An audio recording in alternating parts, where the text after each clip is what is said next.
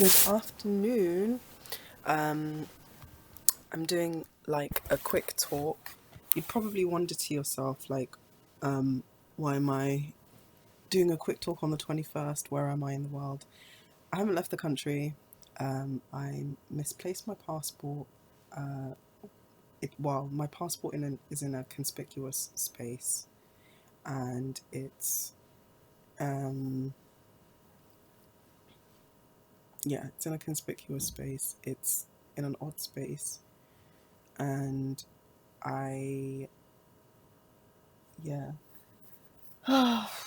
It's really hard. It's really, really hard.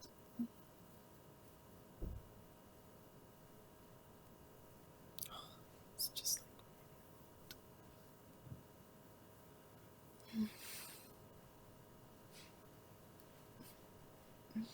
but yeah, I was thinking of going to Sierra Leone, and a lot of things were going through my mind, but I couldn't, and then yeah, it's just, yeah, been odd. But we move on, I suppose. Yeah. So I'm just gonna look at paper. We move on. Um, I still have to do a talk on holidays and holiday destinations. As soon as I realised something that back in 2013, I believe, the CORSIA, Carbon Offsetting and Reduction Scheme in Aviation, that basically establishes like standards for airlines offsetting carbon emissions. As soon as I realised that, like, oh my god, there's people in fraudster, it was like, oh, okay. It means that an entire group of people would basically offset the emissions of aviation travel. But there's something about aviation travel that, being from a commercial scale and a commercial shipment and supply country, for mining of base metal resources and construction resources and agriculture is concerned, something that I have to admit about flights. But yeah, yeah, so I decided that I would. Sorry. I decided that I would do a talk on, generally speaking, how to the kind of expectations I would expect a country that engages in tourism, or engages in, or its economic activity derives a good proportion, or a good proportion of its gross domestic product comes from tourism, I would say. And also what one would expect from domestic aviation services suppliers. So yeah, the one thing that I would, I suppose, expect would be, in terms of carbon emission offsetting and reduction, it's quite vague. And as soon as I saw it, I was like, oh, this is a good job. Like, this is a very, very, very good legal job.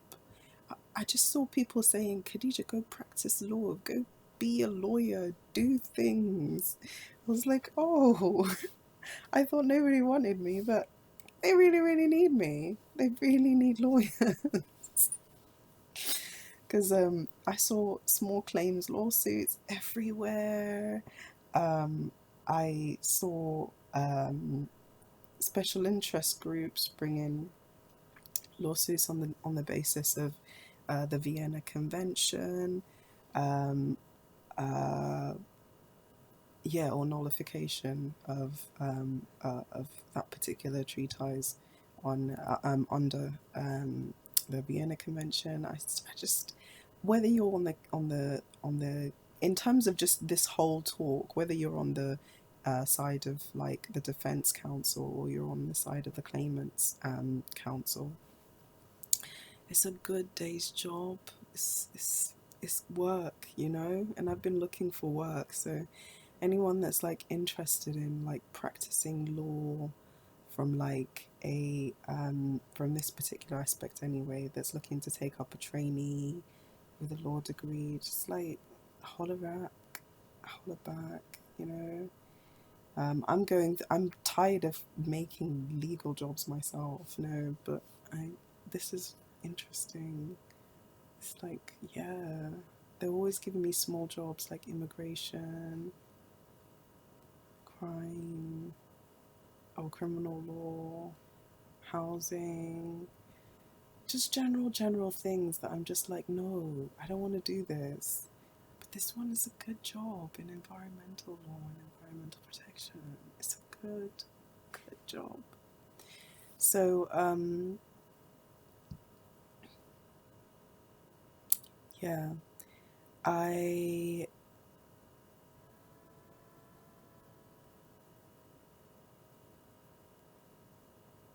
would like to, trying to think. Yeah, I would like to go through just one thing. Firstly, like the CORSIA agreement and what that basically means in terms of providers of aviation services or international aviation services, or packaged holidays, cross borders. So, in terms of like these providers, my general expectation would be that like the provider of these services, unless you're not wanting a case in, excuse me, in negligent trading, and unless you're not wanting your country to have a lawsuit brought against it on the basis of negligent trading, um, you likely would be interested in, oh, sorry about this, on the basis of negligent trading, sorry, you likely would be interested in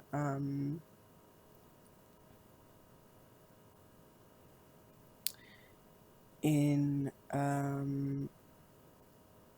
probably looking at ways to integrate this and do so voluntarily. So the first being, one, aviation travel is one that exposes a person to a great degree um, of radiation.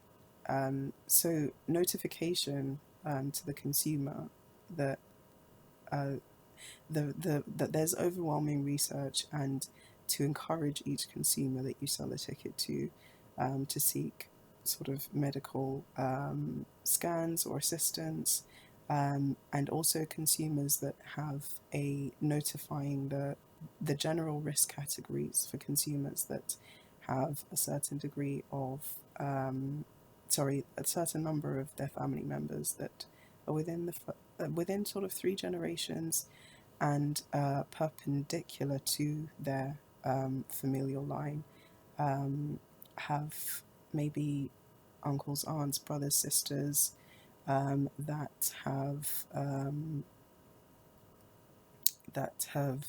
suffered from such ailments, to be mindful, and also people within a certain age category and race that within any given year have presented a large number of new cases of certain types of cancers.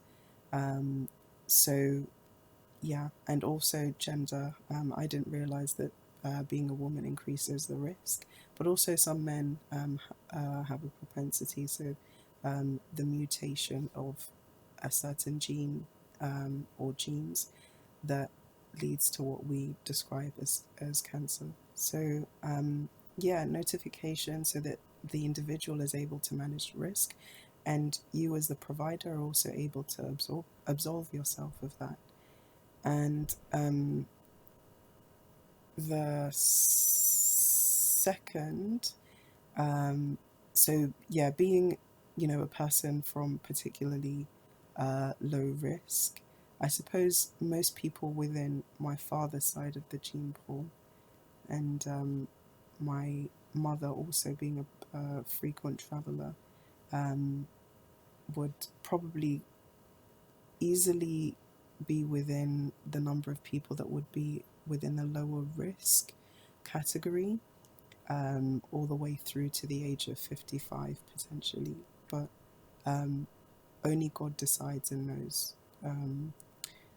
And yeah, that's one of the reasons why I'm kind of decisive and certain on certain things on reproduction and the person to reproduce with.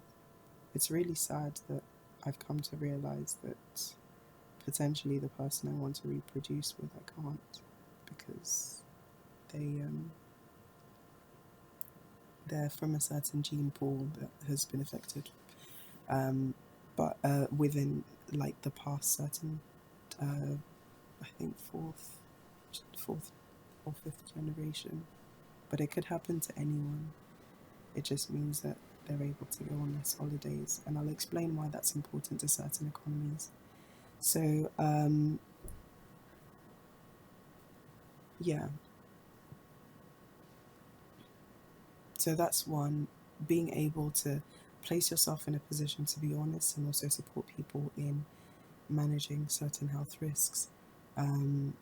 I certainly, like last year, I had to go get a scan. Like I told you before, it was quite nerve-wracking, and it's something that I would probably have to manage through my years.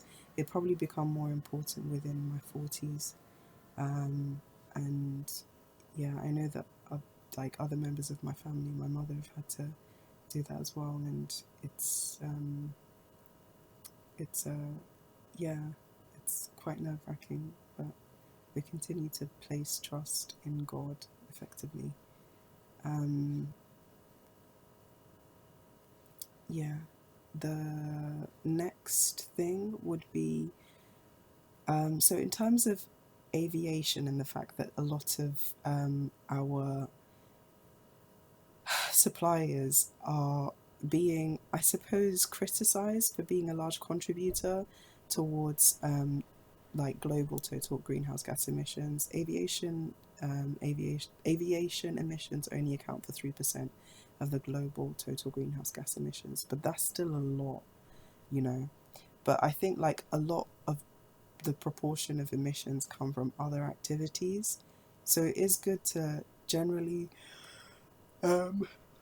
I see that a lot of airlines are offering the option of going like meal free, of purchasing tickets. That means that you don't have more luggage than you need, because the heavier the flight, the more it it consumes in fuel and the more it emits. Most importantly, the more it would emit.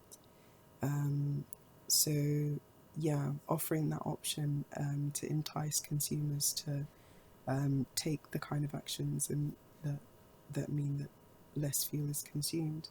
But generally speaking, there's a lot that people do outside of their flight that would mean that for the year prior or for the period prior, they would basically consume less, or sorry, they would basically live a low emission lifestyle.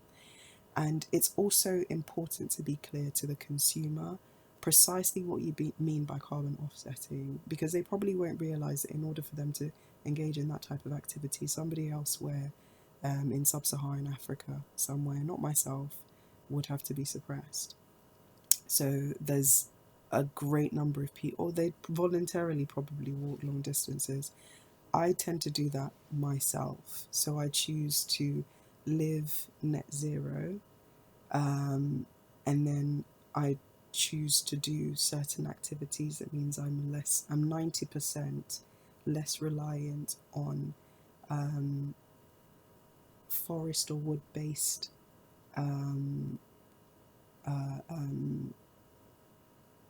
like packaging and activities, I'm less reliant on that than I would need to be.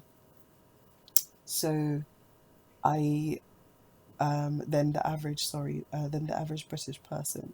So I would say that, like, to a certain degree, it's it's really really important to equip people with the ability to that are going to particularly if they're frequent flyers, that are going to be in a position to um, pay good wealth for the flight that they take, if that makes sense. Um, so yeah, so the number of people that would likely be in a position to do this are, one, people that have a lower risk of negative health implications. Not that it can't happen to anybody, because it can happen. Like, we don't know the future, but there's only the only thing that you can do is precaution, I suppose, and also ensure that, like, um, the if they are from sort of a larger represented group of people globally, so from large nations, that a good number of people are from lower represented groups, so that you're basically effectively providing good work or good opportunities um, for more people to be able to purchase the flight ticket ethically, and then clear kerosene through this route as well. It's quite difficult because if you're doing less of these activities, you're going to generate less fuel, which means that you're going to generate like you're going to utilize less fuel, which means you're going to generate less crude oil waste products such as jet fuel. But if you come from a country that has a large amount of commercial activity, um, and a low number of people travel or undertake tourism, and if you come from a country where a large proportion of metals are shipped to a particular nation for economic activity, then you're probably going to be finding that there will definitely be assistance. Um, definitely going to be assistance. Um, yeah, from people that are within the lowest category of risk, um, like, by God's power only in our faith. Um, what else? So the one thing that I would expect for, for the package holiday provider, the the air flight provider, to be clear about, is what carbon offsetting is in terms of the person's regular activities, offering points reductions for flights for people that undergo or undertake less from certain destinations anyway, under undertake less carbon intensive activity.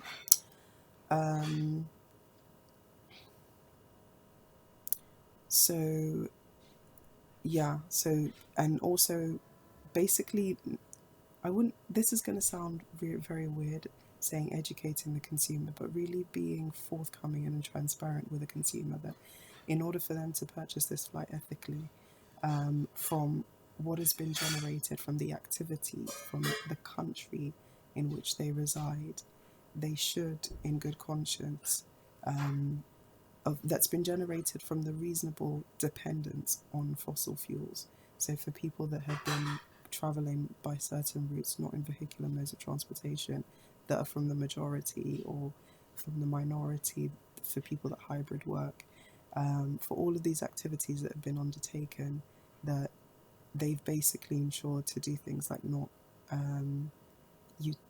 have a dependence on paper, because it means that it keeps trees up. There's not much that you can do for the majority of people, but for people that use those kind of routes. Also, that they have a minimal dependence on bauxite-based products, just encouraging them to sustain an emission footprint the year prior to, and also offering points reduction. So we have like aviation companies that offer frequent flyer points, having carbon emission or net zero living points for engaging in these activities, so that you get the right kind of people to basically offer climate finance. And I'll also explain how you're able to make some wealth from actually flying and engaging in tourism activity. So that's for aviation and for international aviation. For domestic aviation, it falls under the Paris Climate Agreement. And I suppose for domestic aviation, the same standards would apply, basically managing health through the same routes that I explained, and also managing climate impact so that the individual is able to undertake travel from reasonable activity that has generated crude oil waste product. So that's that part spoken about. For like another part of tourism, I would say the next part would be like cruises. So for a cruise,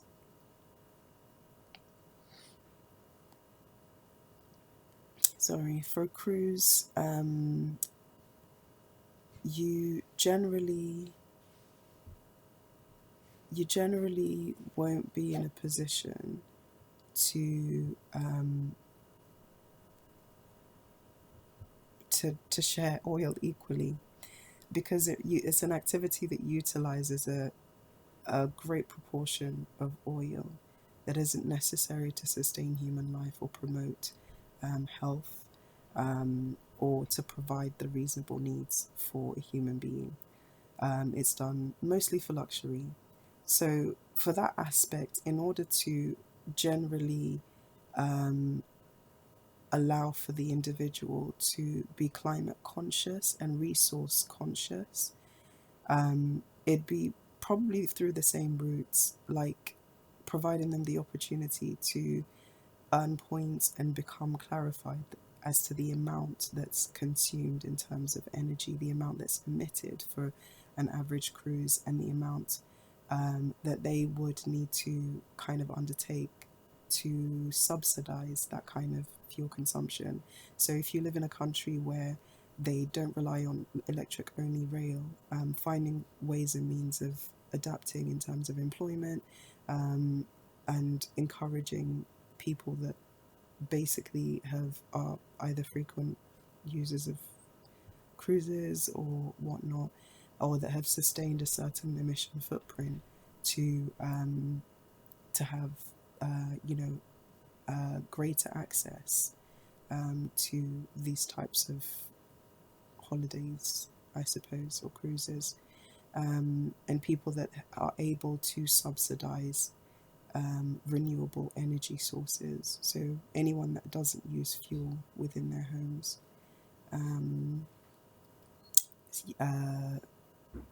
or anyone that doesn't use heating. So yeah, so yeah. At home we don't use fuel, so somebody's on a cruise somewhere living it up, and we're not, basically. So hopefully it's worthwhile. Yeah, so just ways and means of supporting people to purchase this ethically, I suppose. I'm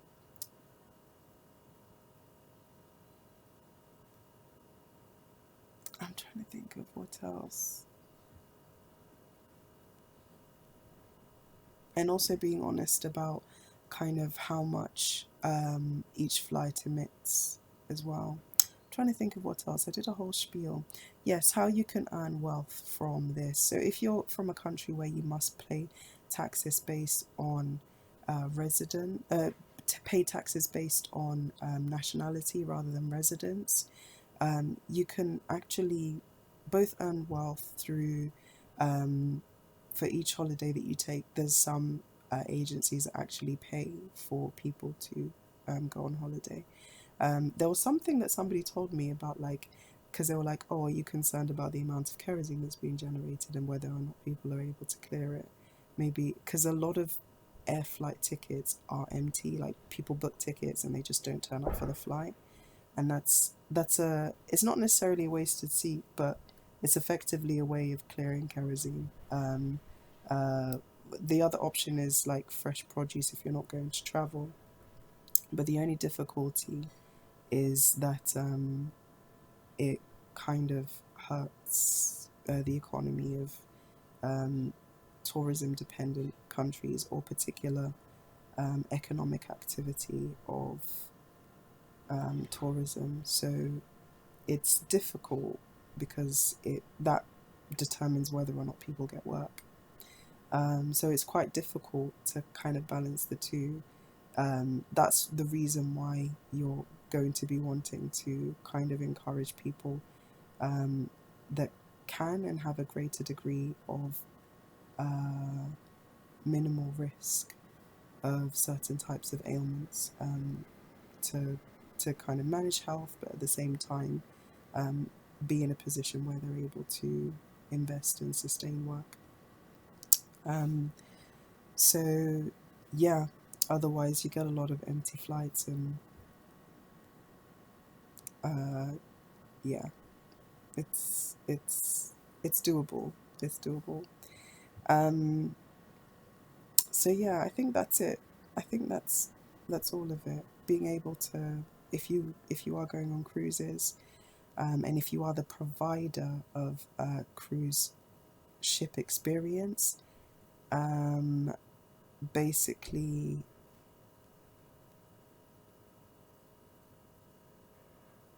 basically encouraging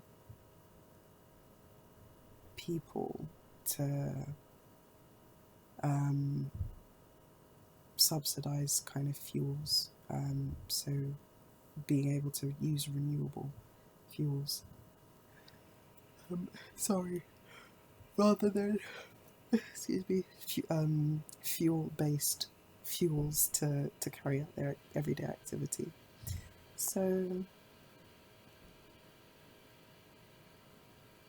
yeah, I think that's it. I think that's everything.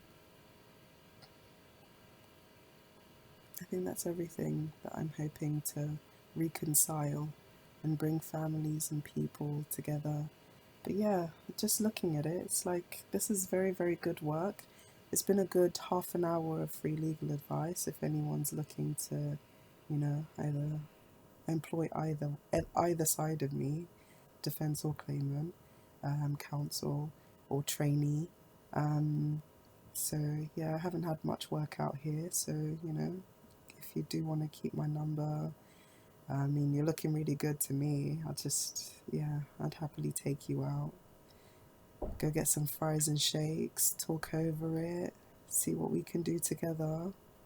Um, but yeah, if you are looking to kind of be proactive, take action so you don't have to invoke another treaty, um, and you do work for an aviation provider, please do go for gold.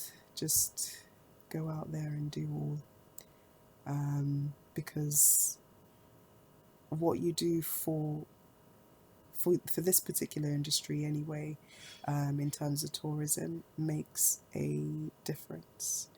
It matters, and for people it matters as well.